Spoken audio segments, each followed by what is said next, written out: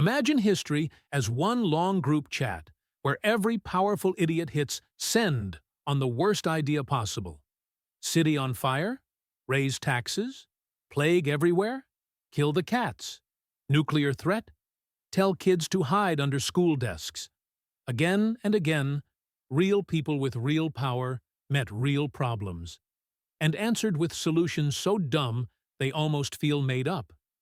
In this video, we're not just talking about bad decisions.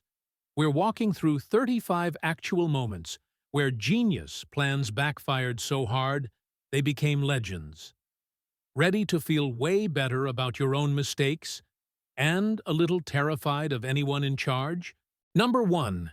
You know that feeling when everything is already on fire and someone says, "Let's just raise taxes?" That was Emperor Nero after the Great Fire of Rome in year 64.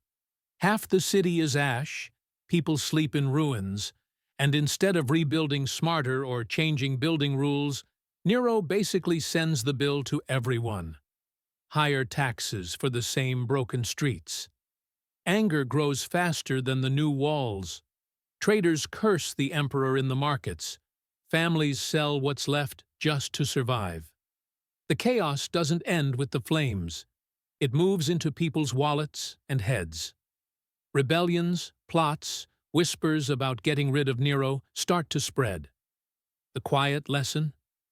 When your city burns, rebuilding trust is harder than rebuilding stone, and you can't tax your way out of hatred. Number 2, picture a narrow medieval street. Smoke from cheap candles, the stink of waste, and a half-wild cat slipping between barrels. In parts of Europe around 1340–1350, that cat wasn't just an animal. For many, it was the devil's pet. So some city leaders decided, let's kill the cats. They must be the problem. Priests preach about evil creatures, crowds chase cats with sticks, and slowly the alleys fall silent. But there's one small issue. Cats eat rats, and rats carry the fleas that spread the plague. With fewer cats, rats multiply like crazy. The Black Death rips through towns, bodies pile up, and nobody connects it to the holy hunt against cats. On paper, it looked like moral cleansing. In reality, it was pest control in reverse. Sometimes demonizing the wrong enemy is deadlier than the disease itself. Number 3. Maybe if we put up more windmills, the tornadoes will stay away. That sounds like a joke you'd hear in a bar, right? But some farmers in the United States in the 1890s actually tried this. They built windmills not just for water or power, but with the hope the spinning blades would somehow break up or push away tornadoes. Picture a wooden farm, a proud new windmill creaking in the wind, the family watching the horizon and thinking they've outsmarted nature. Then the sky turns green, the funnel drops, and the tornado rips through everything, including that heroic little windmill, like it's made of paper. No change in storms, just more broken wood on the ground. The idea wasn't evil, just wishful thinking dressed up as engineering. Moral of the story: if your plan to fight a tornado could be beaten by a hairdryer, maybe rethink it. Number 4. The moral showed up before the first drum hit. If you're scared of war elephants, maybe don't just scream louder at them.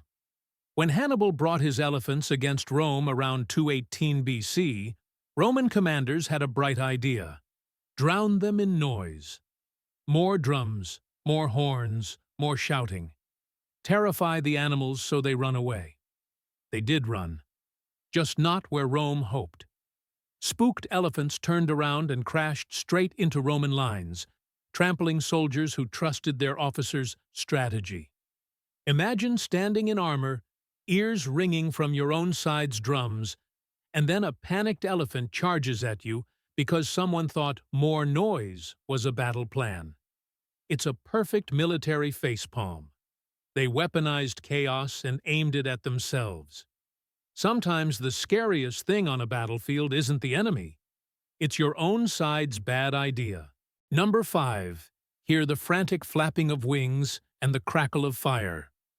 That was the sound of one of medieval China's strangest ideas against Mongol forces in the 1200s. Commanders tied burning materials to the legs of birds, hoping the birds would fly straight into enemy camps and set them ablaze. Living fire arrows, basically. On the table, the plan looks clever.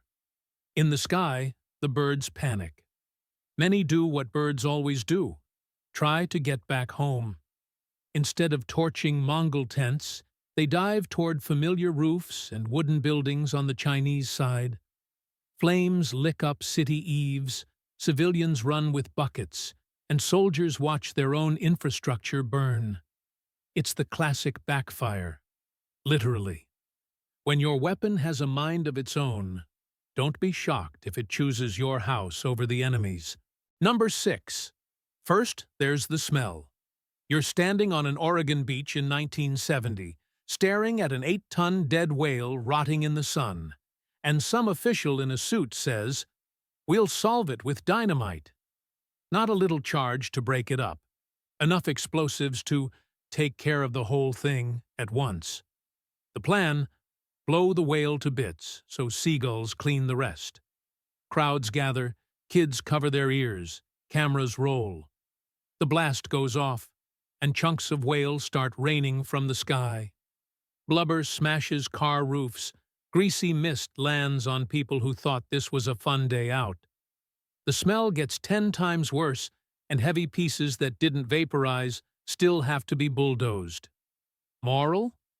If your cleanup plan turns the problem into aerial meatfall, maybe step back from the detonator. Number 7.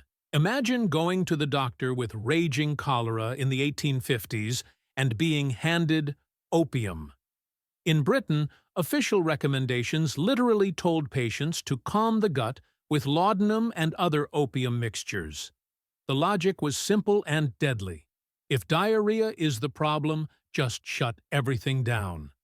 So people swallowed drops and syrups while violently dehydrated, hearts already struggling. Opium slowed their bodies, blurred their minds, and hid symptoms doctors should have watched. Mortality didn't fall, it climbed. Whole families trusted these soothing bottles on the shelf, not knowing they were taking something that made it harder to fight the infection. No lab tests, no understanding of germs, just faith in a narcotic. It's a harsh reminder. A treatment that makes you feel quieter isn't the same as a cure. Sometimes the drug is just a prettier way to lose the battle. Number 8. On paper, it sounded rational. Fewer trees, less water trapped, fewer floods. That's how some French officials in the 1780s sold their bright idea. So they ordered hillsides cleared, forests cut back, thinking rivers would run more smoothly and stop overflowing. Axes swung, carts creaked, and whole slopes went bald. Then the real rain came. Without roots to hold soil, water tore straight downhill, turning streams into dirty walls of floodwater. Villages that had managed smaller floods for generations suddenly faced the biggest ones in decades. People watched fields wash away and wondered how cutting shade trees was supposed to protect their homes. The policy was basically disaster landscaping. They removed nature's brakes and then acted surprised when everything sped up. Lesson: if you don't understand how a system works, don't fix it with a saw. Number 9. Picture this, gentlemen. Eyes in the sky. During the U.S. Civil War, some commanders got obsessed with balloons, not just for spotting troops. They dreamed of using early heat-sensing equipment from up there to detect enemy positions. So they hauled gear into wicker baskets, floated soldiers above the battlefield, and hoped for high-tech magic. Reality? A balloon sways, spins, and drifts with every gust. The instruments of the time needed stability. Instead, they got nausea and random blobs on the readouts. Operators squinted at dancing patterns that told them almost nothing, while artillery crews waited for guidance that never really came. Down below, men fought and died, while their advanced surveillance system painted the sky with useless noise. It's a classic tech fail. When your shiny gadget can't handle the real environment, it's just expensive scenery. Number 10. You know what will fix my mood? More blood. That might as well have been Emperor Commodus's inner monologue in Rome. Instead of dealing with his depression or the mess in the empire, he leaned hard into gladiator games. He didn't just watch. He stepped into the arena himself, demanding staged victories while the crowd was forced to cheer. From the stands, soldiers and senators watched their leader play warrior while real campaigns stalled. Money flowed into spectacles instead of strategy. The army, already tense, saw an emperor more interested in costumes and applause than discipline and reform. Respect didn't grow, it cracked. The fights didn't cleanse his soul, they just broadcast how detached he was. Moral? When a ruler treats therapy like live-action role-play with sharpened weapons, the empire usually pays the bill. Number 11. Rabbits everywhere, fish disappearing. Let's add otters. Somewhere in 12th century France, that actually passed as wildlife management. Officials were sick of rabbit plagues chewing through crops and thought, hey, otters are predators, they'll handle it. So they brought otters into new areas, expecting nature to tidy up their mess like a medieval Roomba. But otters don't read policy memos. Given the choice between chasing fast rabbits on land and grabbing slow, fatty fish in rivers, they went for the easy buffet. Fish stocks dropped, fishermen raged, rabbits just kept hopping through fields like nothing happened. More damage, new complaints, no rabbit solution. It's the perfect example of fixing one problem by breaking another. If you don't ask, what does this animal actually like to eat? You're the one on the menu. Number 12. You're a spy in the 1800s, and the Austrian Empire thinks it's finally outsmarted you. They roll out secure, invisible ink mail, convinced secret police can now control information. Ordinary letters look blank, officials feel clever, and somewhere in Vienna, a bureaucrat probably pats himself on the back for inventing ghost correspondence. Except invisible ink was already an old trick. People knew heat, smoke, or certain liquids could reveal what's hidden. So spies and their helpers just warmed the paper over a candle or stove and, boom, every secret line reappears. No code broken, no grand conspiracy required, just basic kitchen chemistry. The empire invested in high drama, got low-effort bypassed, and still had leaks everywhere. Moral: if your cutting-edge security can be defeated by a teapot, it's not really a system, it's stage magic. Number 13. Rain on Stone. Wind through cracked arches. That was the soundtrack in parts of the Russian Empire in the 1730s. After a series of fires, officials panicked about wooden roofs, especially on churches. Their fix? In some regions, they allowed stone churches only if they had no wooden roofs at all. Safer from fire, they said. So you get these impressive stone walls and open tops. Snow pours in, rain soaks icons, winter freezes everything. Parishioners pray in damp, echoing shells while plaster crumbles and beams rot. Buildings meant to last centuries start failing in a few seasons, not from flames, but from weather. They avoided a dramatic blaze and walked straight into slow-motion collapse. Sometimes fear of one disaster blinds you to the quieter one dripping in from above. Number 14. You're in the 1960s, and someone in a U.S. government office says with a straight face, "What if we bomb the hurricane?" Project Storm Fury was born from that kind of confidence. Planes would fly into massive storms, seed them with chemicals or explosives, and supposedly weaken or steer the spiraling monsters away from cities. It sounded bold, scientific, heroic. Crews flew dangerous missions into violent winds, dropped their payloads, and then pretty much nothing. Hurricanes kept doing exactly what hurricanes do, changing course when they wanted, not because of a few canisters tossed into their walls. Data was messy, results inconclusive. Taxpayers quietly footed the bill. In the end, nature shrugged off the experiment. The moral's rough but clear. If your plan to control the sky fits better in a comic book than in physics, expect disappointment. Number 15. Take this, you'll feel better. In the 16th century, that sentence often ended with a horrifying twist for people with syphilis. The medicine was mercury. Physicians rubbed it on skin, made patients inhale fumes, even gave mercury-based drinks. The logic was brutal. If the poison was powerful, maybe it would kill the disease first. Instead, mouths filled with sores, teeth fell out, hair thinned, nerves fried. Some patients died slowly from mercury poisoning while still suffering from the infection it was supposed to cure. Clinics smelled of metal and sickness, and yet the treatment stayed popular for decades because there wasn't much else to offer. It's a dark reminder that desperate times make people trust terrible cures. Just because something is strong doesn't mean it's smart or safe to put in your body. Number 16. You hear thunder in the distance and instinctively wait for the church bells. Warning, alarm, something's wrong. Now imagine silence. In 1738, some French authorities decided bells were the problem. They believed ringing them attracted lightning, so they banned bell ringing during storms.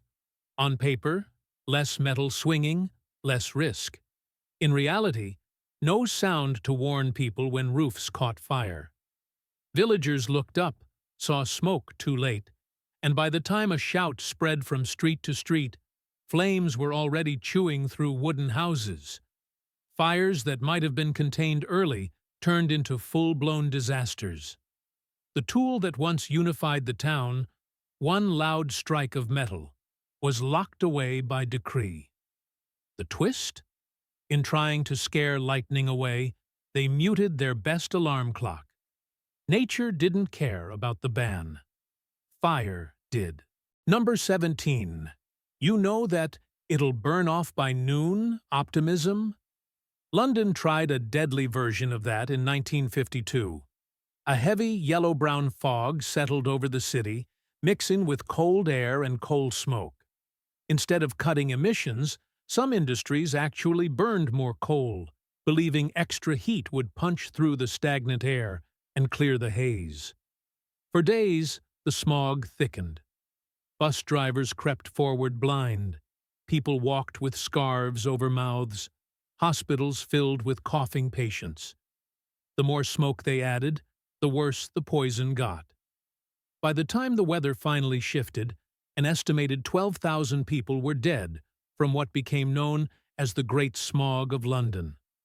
They tried to fight fog with fuel and turned the city into a gas chamber. Sometimes the bravest move is not to add more. It's to stop. Number 18. Charity will ruin the economy. Imagine hearing that while your children starve.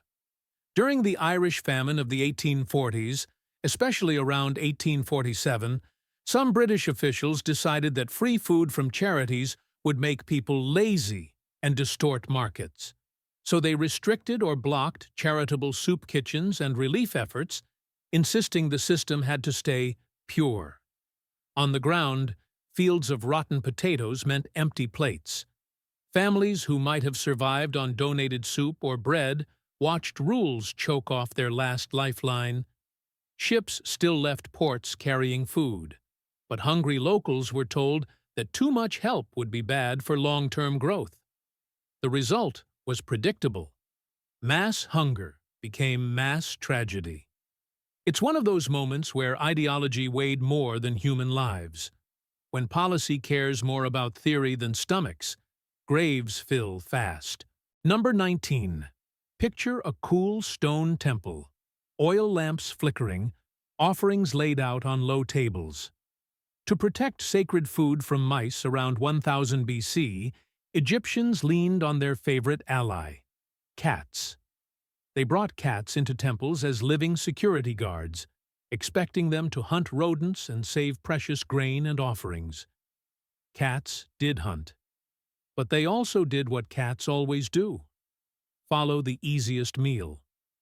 Instead of just chasing mice, many started raiding the offerings themselves, swiping meat, licking bowls, dragging pieces into dark corners.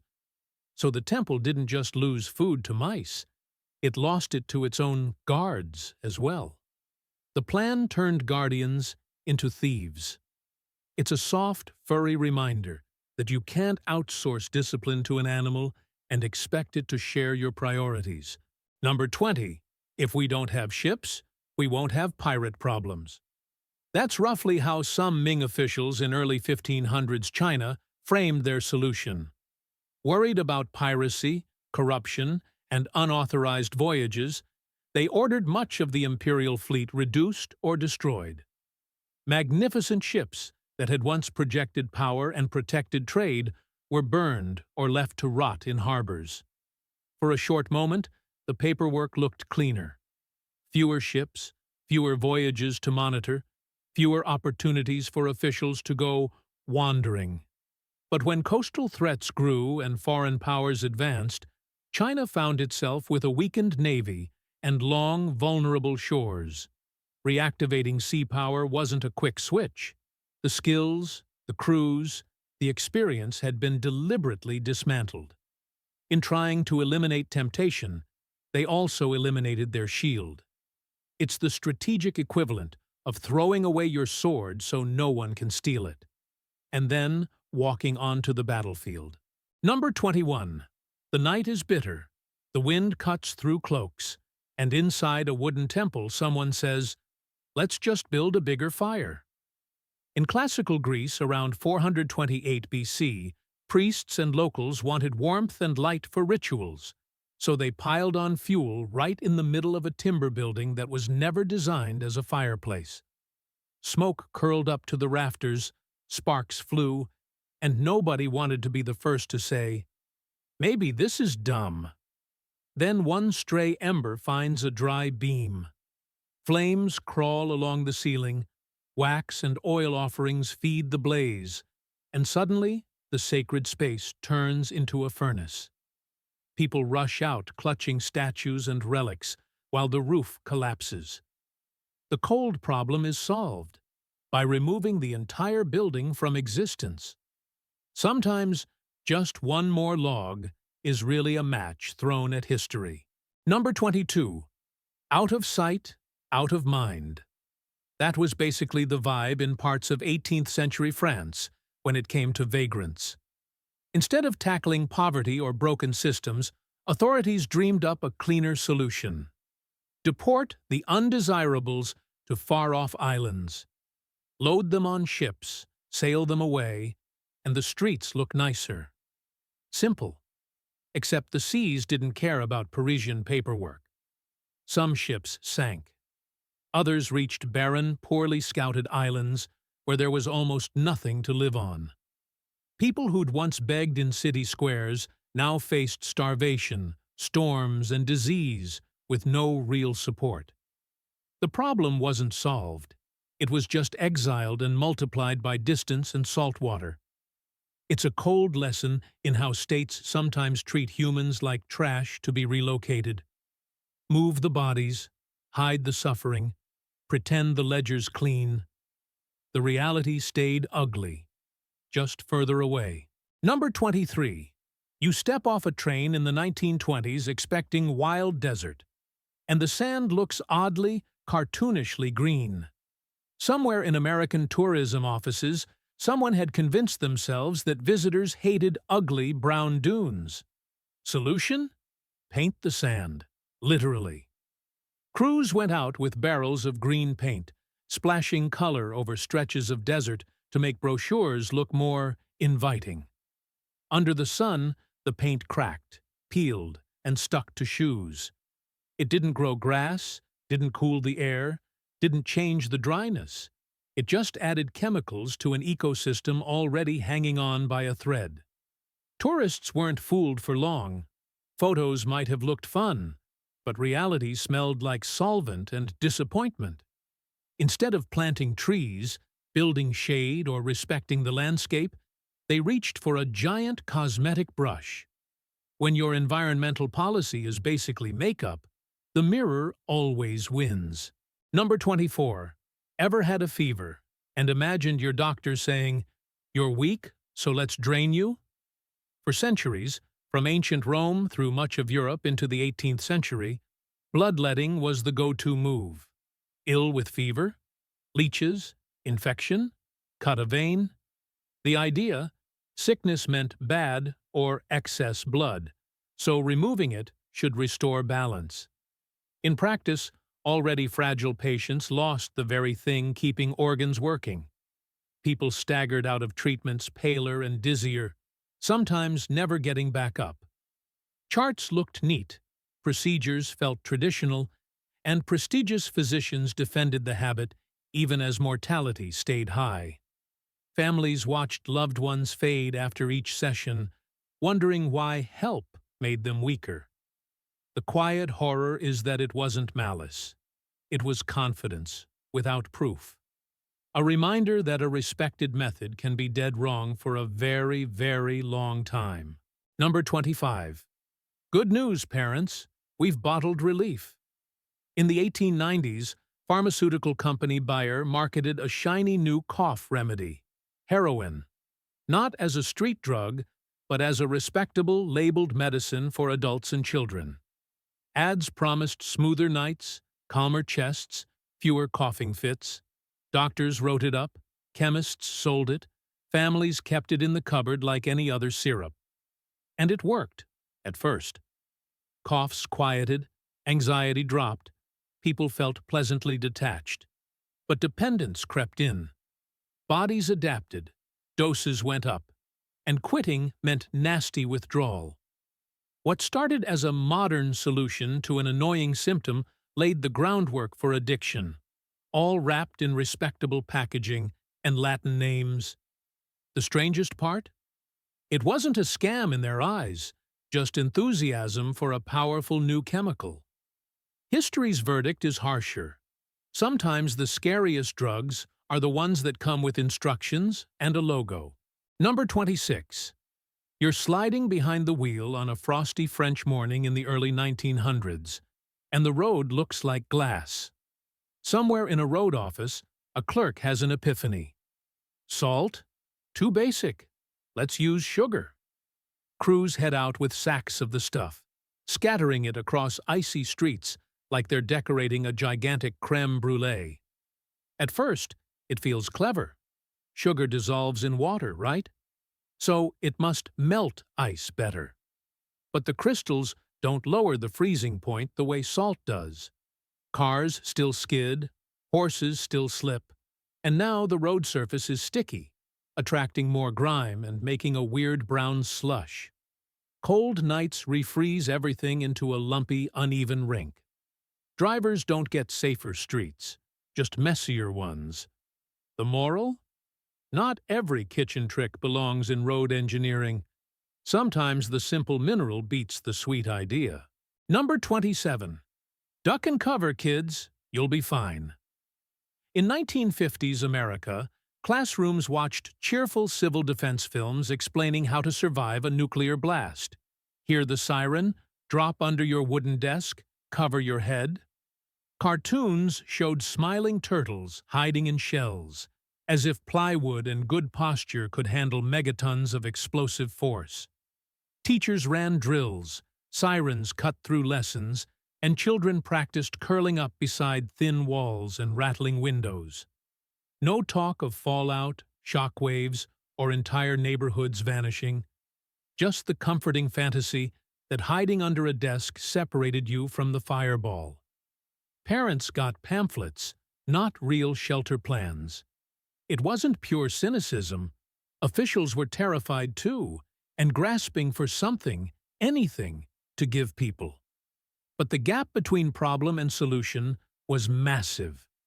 Against atomic weapons, duck and cover was basically an organized flinch. Number 28. Head splitting, light stabbing your eyes, drums pounding in your skull. And your medieval doctor leans in with a very sharp tool. For centuries, trepanation was a respected treatment for severe headaches and possessed minds. Drill or scrape a hole into the skull so evil spirits or bad humors could escape. No anesthesia like we know it, no sterile surgical theater, just wood, metal, and faith. Patients sat or lay still while bone dust fell on their skin.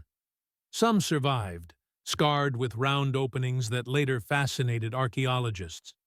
Others died from infection, blood loss, or sheer trauma. The migraine didn't magically vanish. Often, the pain was replaced by worse problems. Yet the practice persisted in manuscripts and training, passed from master to apprentice. It's the clearest example of opening your mind, taken brutally, literally. When you don't understand the brain, you're tempted to attack the skull. Number 29. Line up a row of Prussian soldiers in the 1800s. Tall, drilled, and dressed in uniforms the color of a summer sky. The idea behind that bright blue? Pride, tradition, visibility for officers who wanted to see their men.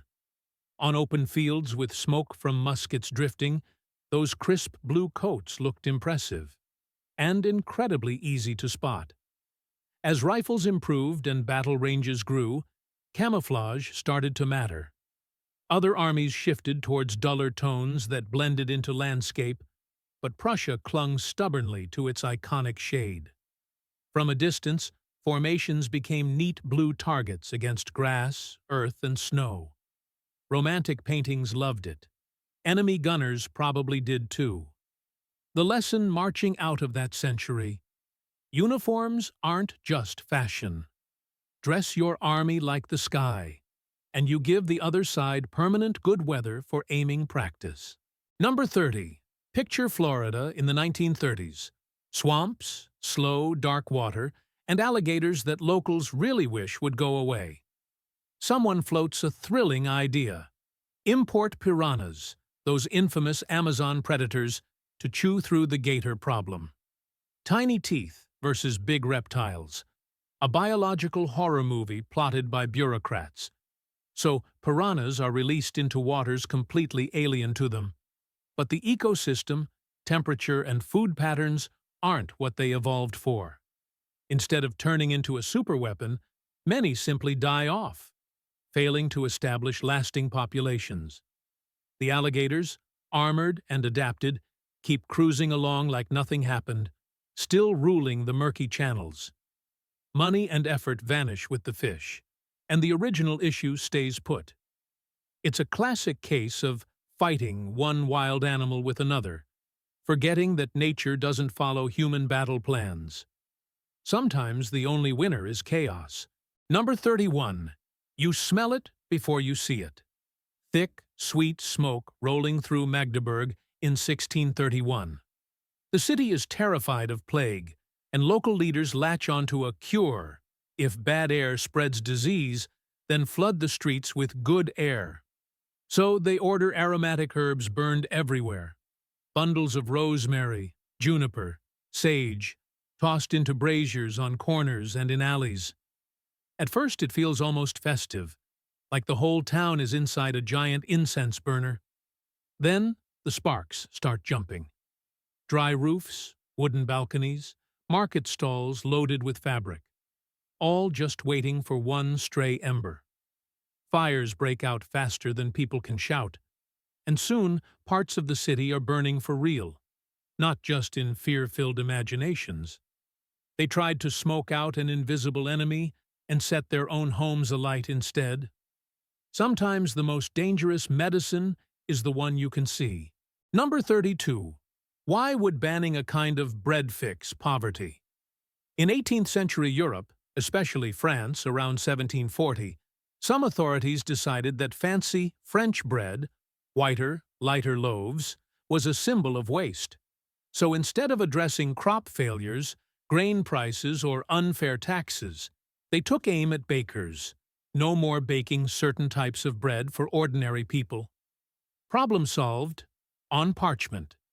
In real life, workers still earned too little, harvests still failed, and hungry crowds still lined up at bakeries. Only now, there were fewer options on the shelves, and more anger in the streets. Bakers got fined for giving customers what they wanted, while officials pretended moral regulation was social policy. Even historians still scratch their heads at the logic. It's a textbook case of mistaking appearances for causes, as if changing crust could magically fill empty stomachs. Number 33. Heat will solve it, someone mutters, hoisting a torch higher. In the 1530s, Spanish conquistadors crossing Andean passes ran into brutal snow and ice. Instead of planning carefully, some tried a very direct approach: melt the snow with open flames. Men marched into high altitude, waving burning torches and heated brands at drifts meters deep, convinced fire would carve them a path. But the wind snapped at flames, snow-soaked torches, and any small melt quickly refroze into slick, treacherous ice. Worst of all, hot wax, cloth, and wooden handles suffered in the process. Equipment burned, fuel ran out, and the troops were still surrounded by cold white walls. The only things truly melted were their supplies and patience. It's a harsh reminder that you can't bully a mountain with campfire technology. Sometimes the smartest move is to adapt your route, not your temper. Number 34. You see the cracked earth first. Fields turn to lifeless crust. Then the sky darkens, not with clouds, but with dust. In 1930s America, some planners believed the way to tame the plains was to plow as much dry land as possible, turning native grasses into neatly furrowed farmland. On paper, it was productivity. On the ground, it was a loaded gun. When drought hit, there were no deep roots left to hold the soil. Wind began lifting the top layer into the air, and soon the Great Plains were choking in storms of their own dirt. Towns vanished behind brown walls. People stuffed wet cloth over their faces. Children coughed up mud. The Dust Bowl wasn't an accident. It was the bill for short-sighted farming. They tried to conquer the desert by slicing it open. The land answered with a storm big enough to swallow counties. Number 35. Let's be honest. If someone pays you for every dead cobra, what's your first thought? In British-ruled India in the 1890s, authorities wanted fewer venomous snakes in cities. So they launched a bounty program: bring in a dead cobra, collect cash. At first, piles of snake bodies arrived, and officials congratulated themselves on clever policy. Then locals did what humans always do with incentives. They optimized. People began breeding cobras just to kill them and claim rewards. When the government realized the scheme was backfiring and scrapped it, breeders released now worthless snakes into the wild. The overall cobra population didn't shrink. It exploded. Streets had more hissing danger than before the solution. Economists later nicknamed this the Cobra effect, when your reward system quietly trains people to grow the problem. Pay per corpse, and don't be shocked when someone opens a snake farm.